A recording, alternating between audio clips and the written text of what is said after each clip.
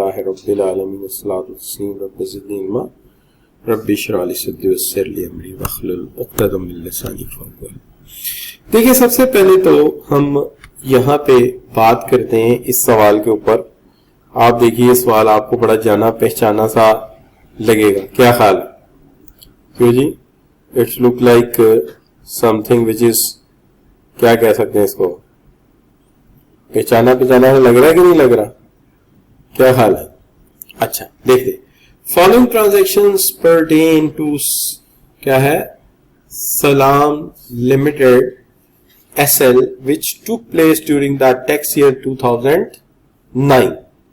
2019 sorry, तो सवाल ही 2019 का है।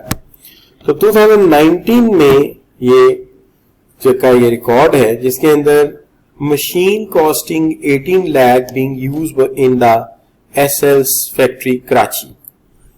SL's फैक्ट्री कराची में मशीन यूज हुई है 18 लाख की and was transferred its subsidiary in Ghana. Fair market value and tax written down value in WDV of the machine on the date of transfer were 25 lakh and rupees 6,000 respectively. यहाँ पे कोई खास रिवायत तो नहीं है, लेकिन हम एक चीज जानते हैं कि हमने एक लॉ पढ़ा था और वो लॉ के मुताबिक ये था कि when a depreciable asset is exported, when a depreciable asset is exported, ठीक है ना, सोल्ड टू अनदर कंट्री, किसी दूसरे कंट्री में आप सेल कर देते हैं, तो ये एक्सेप्शन में आता है। क्या चीज क्या बन जाती थी?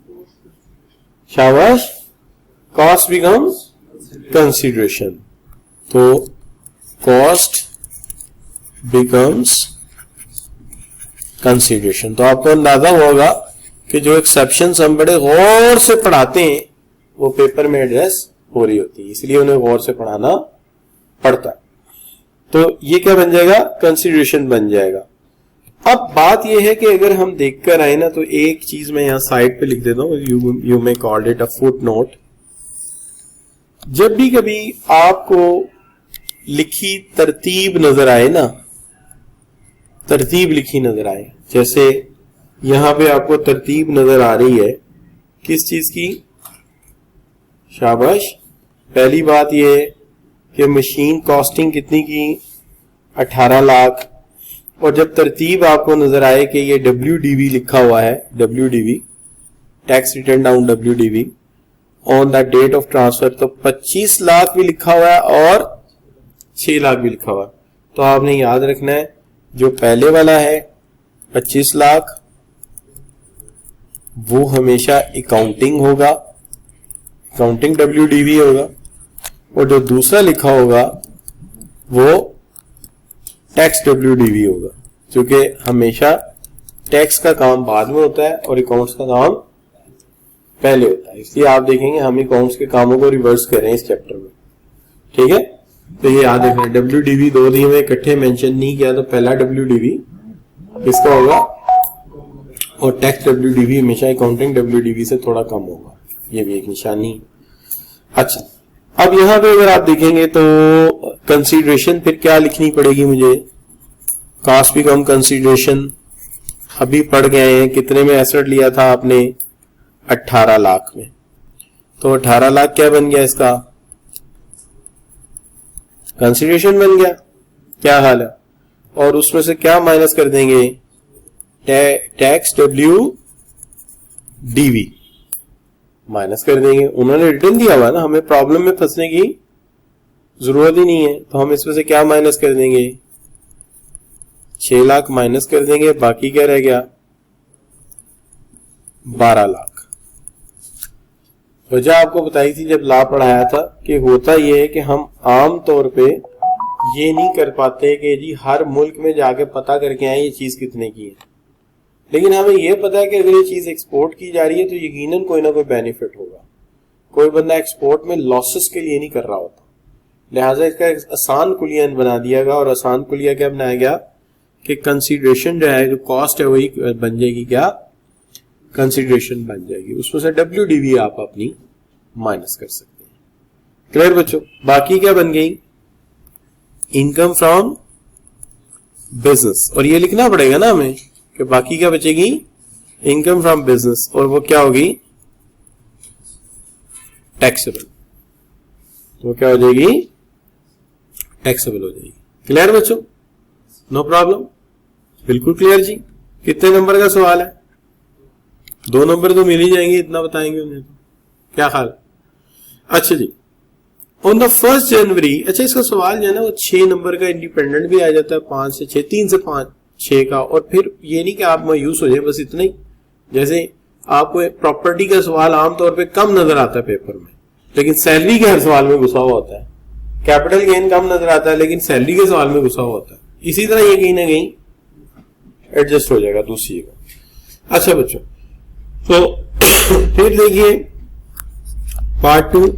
On January 2019, SL entered into a forward contract for the purchase of raw material to be used in the business to guard against loss through price fluctuation. On the date of maturity of the forward contract, SL did not take the delivery of the raw material, but the contract was settled by making a payment of ₹5 lakh. क्या हाल है? बात ये हुई कि जी हमें 5 लाख की payment करनी थी, उसके लिए हमने क्या कर लिया, उसके लिए हमने एक फॉरवर्ड कॉन्ट्रैक्ट ले लिया। अब आप बच्चे जानते हैं फॉरवर्ड कॉन्ट्रैक्ट क्या होता है। ये ला सिर्फ इतना छोटा सा था जो हमने पढ़ा था, इट वॉज सो स्मॉल, जहां हमने कहा था कि करेंसी फ्लक्चुएशन जो है किसी भी एसेट्स की परचेज में या रॉ मटेरियल की परचेज में जो फ्लक्चुएशन आते हैं वो डिडक्टेबल है, उसके अंदर लॉसेस डिडक्टेबल है। लेकिन आगे लिखा हुआ था fluctuation in currency are deductible. ठीक है जी, अगर फ्लक्चुएशन आता तो वो डिडक्टेबल है।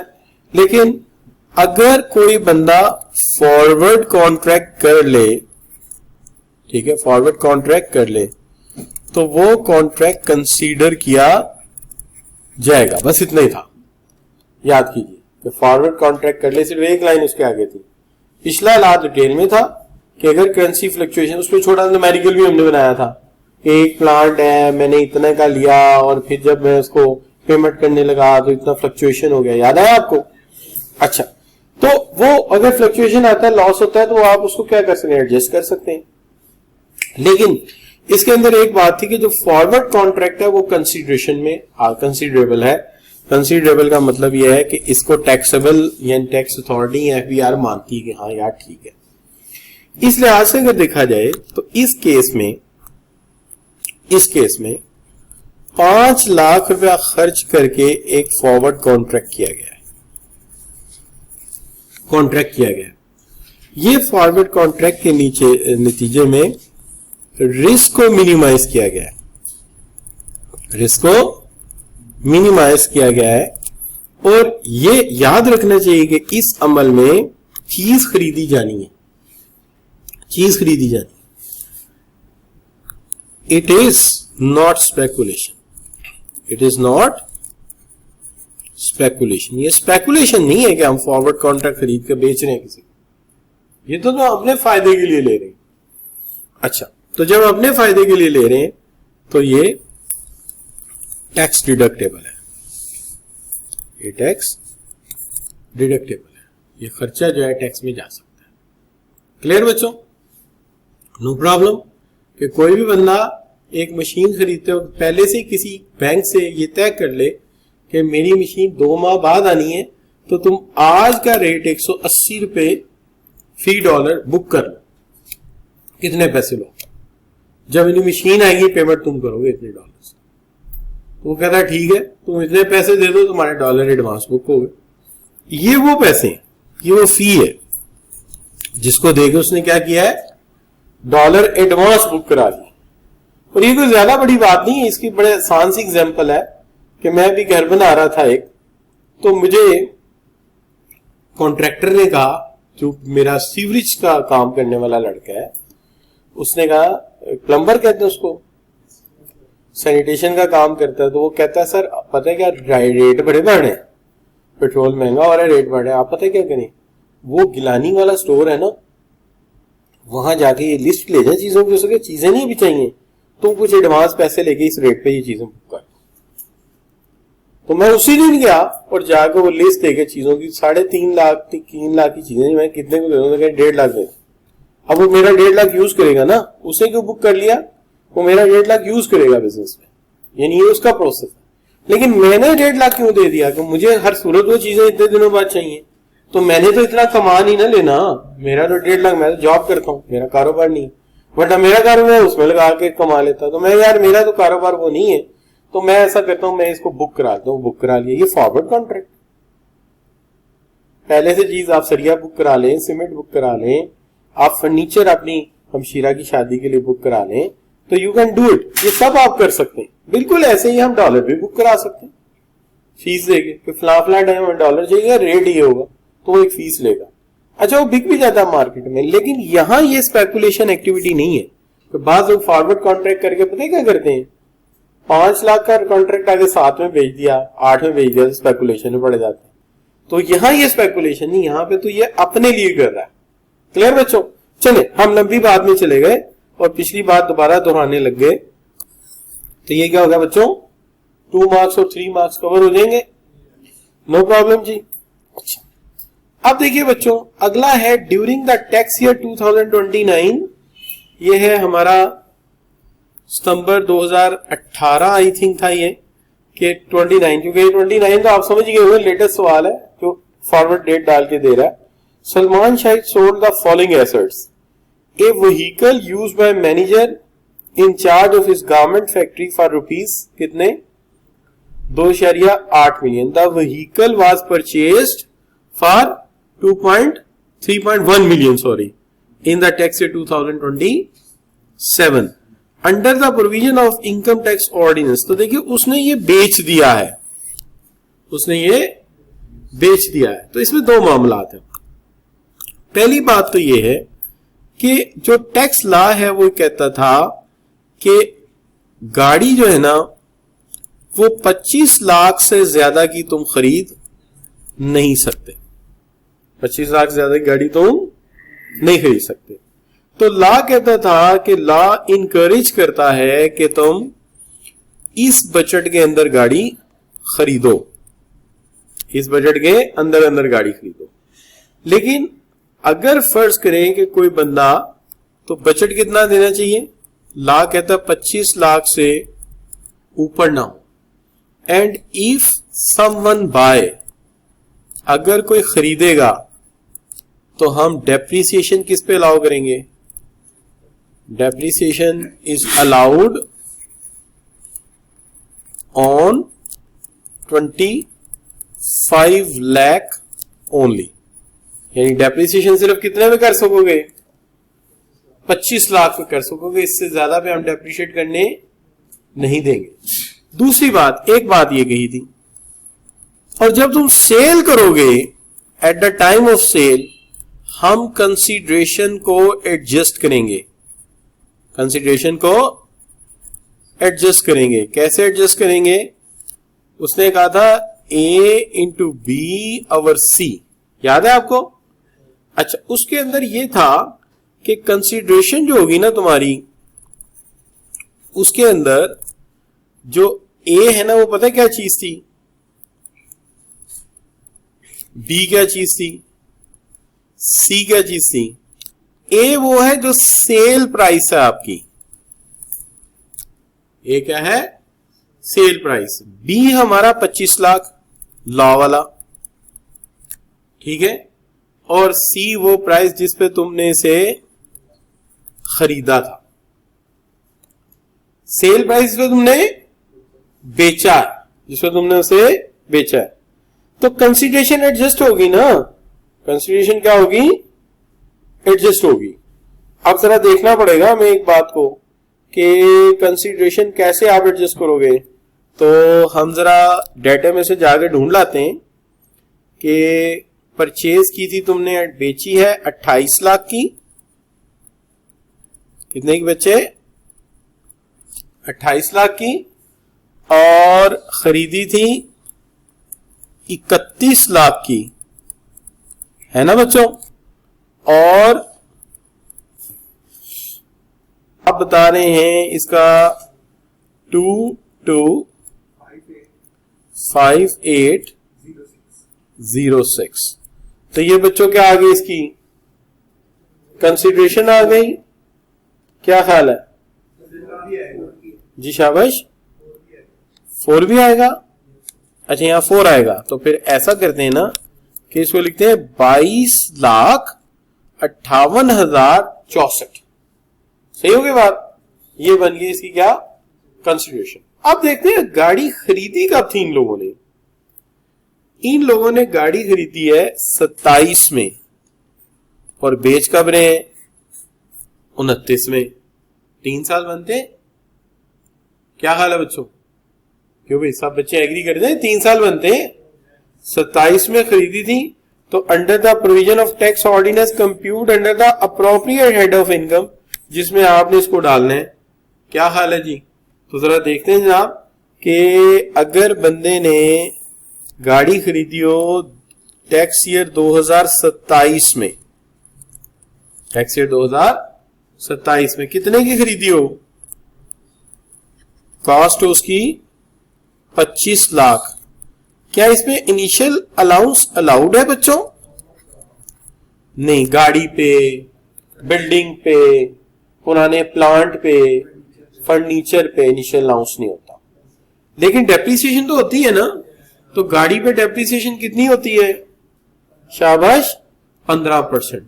तो चलिए आपने 25 लाख रुपए को 15% के एतबार से डेप्रिसिएशन कर दी उसकी, लेकिन खरीदने के साल में 50% रिड्यूस करनी पड़ती है ना, क्या हाल है बच्चों, ऐसे ही है जी।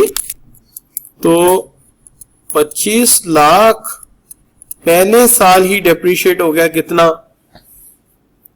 शाबाश, 187,500, माइनस भी कर दें साथ ही, तो ये आ गई आपकी WDV जी, 2312,500। अब फिर क्या हो गया जी, अब टैक्स ईयर आ गया 2028, इसमें तो बच्चों पूरी डेप्रिसिएशन होगी ना, क्योंकि ना ये साल खरीदने का है और ना ही ये साल बेचने का है, तो 15% कर देंगे आप, 1 मिनट, 1 बाद में लिखा जाता है, 5 बाद में, ये भी पेन है इनका, चले कितना जी, 346,875। अच्छा बच्चों, ये भी मायने इसमें से निकल जाएगी। अब कितना आ गया WDV, 1965625, ठीक है जी। एक दफा और बस डेप्रिशिएट करवा दें 2029 का, इस दफा जब आप करेंगे ना तो फिर 50% रिड्यूस करेंगे, क्यों करेंगे, शाबाश, क्योंकि ये बेचने का साल है, तो बेचने के साल इसको 50% रिड्यूस कर लेना चाहिए, कीजिए शाबाश, 147,422। अब देखिए क्या बचा, 203, ठीक है जी, ये आ गई फाइनल WDV। ये WDV इधर चली जाएगी, क्या हाल है जी, 18,18,203, ये इसमें से माइनस हो जाएगी। अब फाइनल कर दीजिए इसको,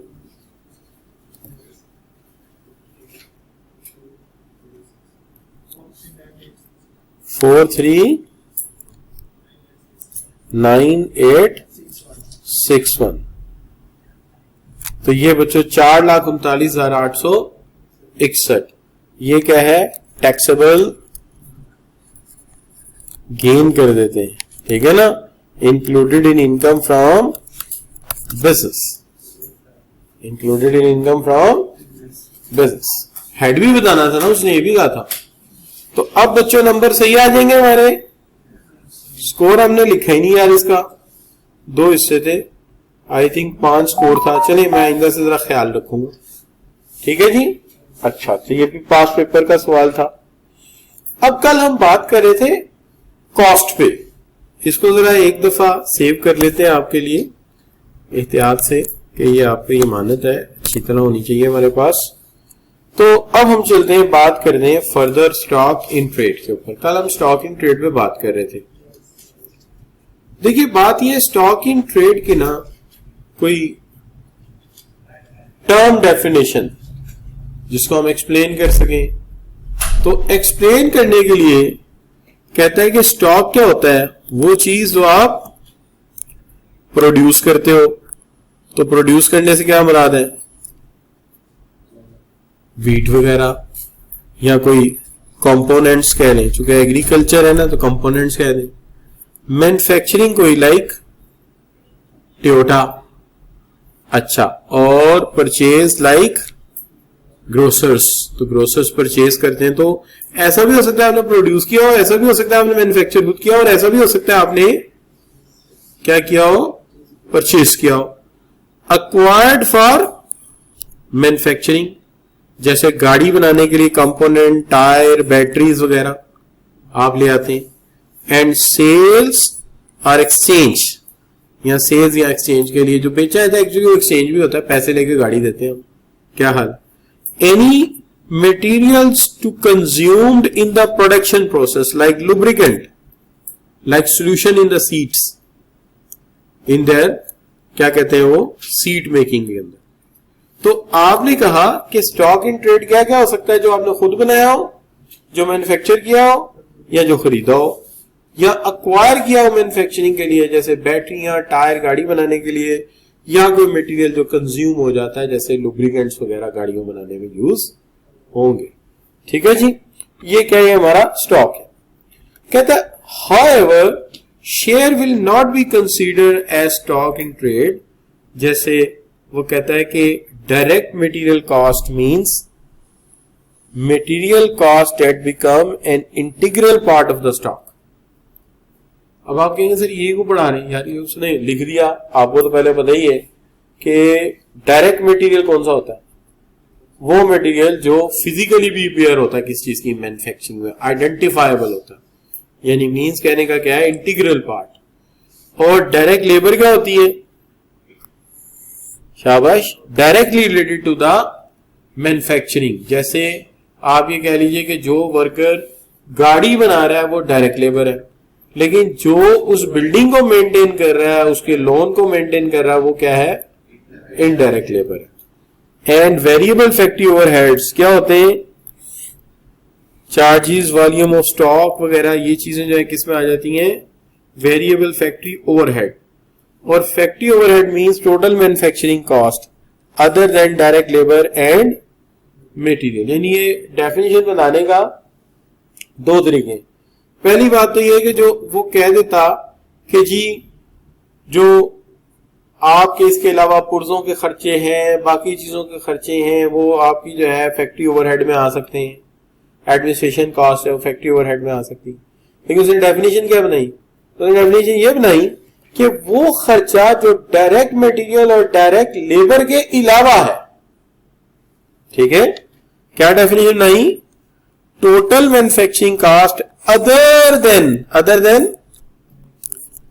direct labour and direct material is called factory overhead. No problem जी, ट्रांसपोर्टेशन कॉस्ट, अदर कॉस्ट, वो सारी उसमें आ गई।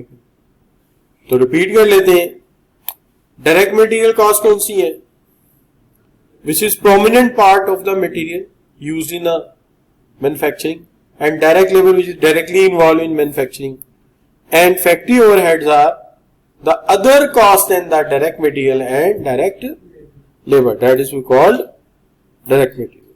क्लियर जी?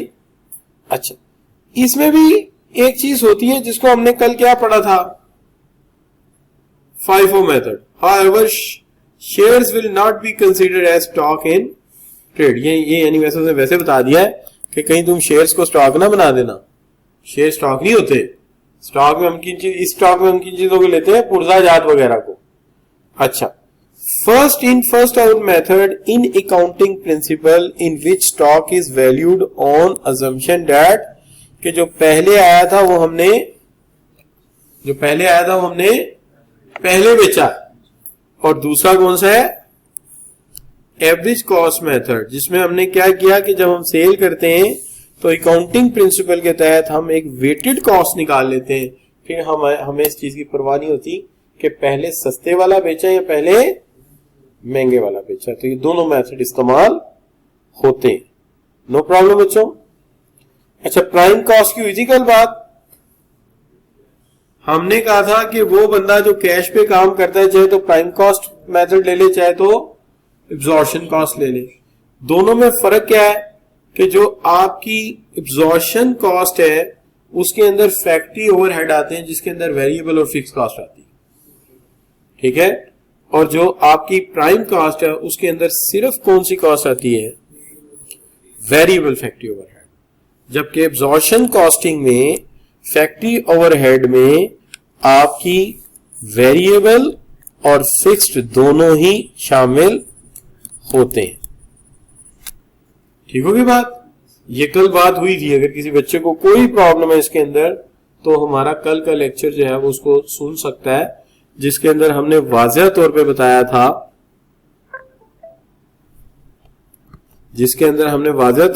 था कि जो प्राइम कॉस्ट मेथड है, प्राइम कॉस्ट मेथड में हम डायरेक्ट मटेरियल लेते हैं प्लस डायरेक्ट लेबर लेते हैं और प्लस वेरिएबल फैक्ट्री ओवरहेड लेते हैं.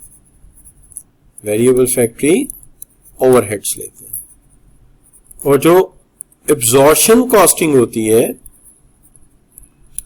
उसके अंदर हम डायरेक्ट मटेरियल भी लेते हैं, डायरेक्ट लेबर भी शामिल करते हैं और उसके साथ फैक्ट्री ओवरहेड्स में दोनों चीजें शामिल कर लेते हैं. कौन कौन सी? शाबाश, वेरिएबल एंड फिक्स कॉस्ट दोनों आ जाती है. क्लियर बच्चों? नो प्रॉब्लम जी. तो आज के लिए हम इसको इतना ही रखेंगे. और इतना क्यों रखेंगे? क्योंकि मेरा एक ख्याल था कि साथ चूंकि सैलरी का भी आप काम कर रहे होंगे तो थोड़ा सा टाइम मैं आपको दे दूं. अगर आप यहीं बैठ के वो सवाल हल करने तो कागज आपको दूं तो हल करें. क्या हाल? तो चलिए